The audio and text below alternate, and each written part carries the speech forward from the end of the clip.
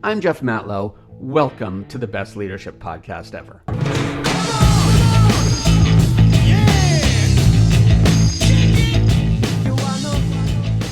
When it comes to the iceberg of ignorance, trust is a really important thing. So let's talk about that today.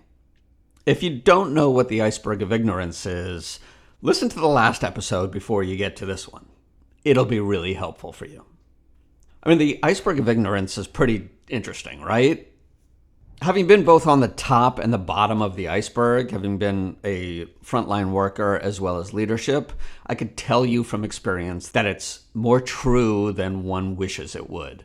And it's simply because your priorities change depending on what level you are at a company. That is just the way it is, and that can't change. Everybody can't be a frontline worker.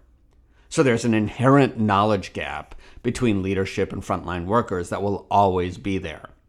However, leaders can work to help melt that iceberg of ignorance and be more in tune with the challenges of the company. In order to do that, in order for leaders to understand more of their company's problems, they need to be trusted by the frontline workers. Honestly, it's easier said than done, but there are actually 4 communication tools that help building trust, and that's what I want to talk to you about today. These 4 communication tools help leaders understand the dynamics of the company and the frustrations of the workers. So here they are. The first communication tool is that leaders must always explain major decisions. Listen, it's common for leaders to assume everybody knows while they're making decisions. But you should never, ever assume that people know why you're making decisions. Just ask my wife.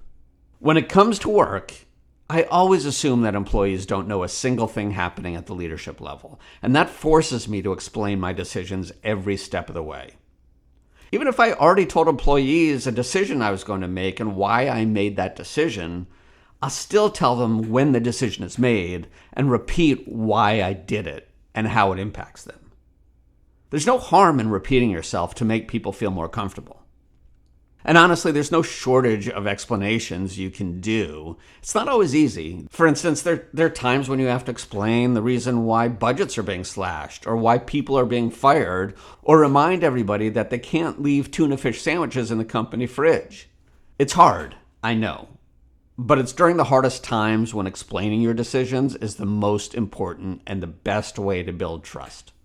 The second communication tool to build trust is for leaders to remind themselves it's not about you.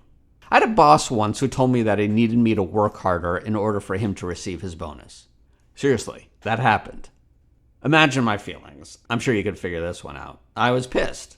It made me feel small, made me feel insignificant, it made me feel like I was enslaved. Like, seriously, dude? You want me to work harder so you can make more money? I get that's implicit in companies, but you saying it to me? It just makes me angry. Any leader's explanation of decisions needs to be focused on how it impacts employees, not how it impacts themselves. Frontline employees don't give a flying fire truck how senior management is personally impacted. They care about their own job and their own life and how their mortgage will be impacted. So for every change you're making, does it make the workday easier or harder? Will people feel like their job is threatened by the announcement? Whenever I talk to employees about big decisions, I always use the words, here's how this may impact you. And then I lay out the possibilities. This is critically important, which leads us to number 3. Leaders need to communicate regularly. Leaders often say they have these open door policies. I'm going to rant about open door policies in another episode, but let me tell you, as a little bit of a spoiler alert, I think they're shit. I think it's a bunch of bunk. Open door policies don't build trust or connectivity with employees. You know what helps leaders connect with employees? Actually connecting with employees is what helps leaders connect with employees. Sometimes the toughest words for a leader to say are, "Hi, how you doing?" Simply initiating a conversation is sometimes really challenging for leaders. I see this all the time in my coaching business. But don't think leaders are ignoring you if they don't say hi. Usually it's just about them feeling uncomfortable by being so distant from your daily activities. That's what the iceberg of ignorance is all about. And so it's critical for leaders to communicate regularly with their employees and to do it with honesty and authenticity. Now, I'm not saying that regular communication has to be long meetings or extended personal conversations. Sometimes just a short email or a Slack message has a lot of influence. When you hear something good happening, acknowledge the people who did it. Celebrate the wins. Get used to daily communication. And number 4, leaders must be accessible. Accessibility is not waiting for people to contact you. The most trusted leaders realize that the world doesn't revolve around them. Ask people how their day is going and care about the answer. Ask them if there is anything you could do to help them and care about the answer.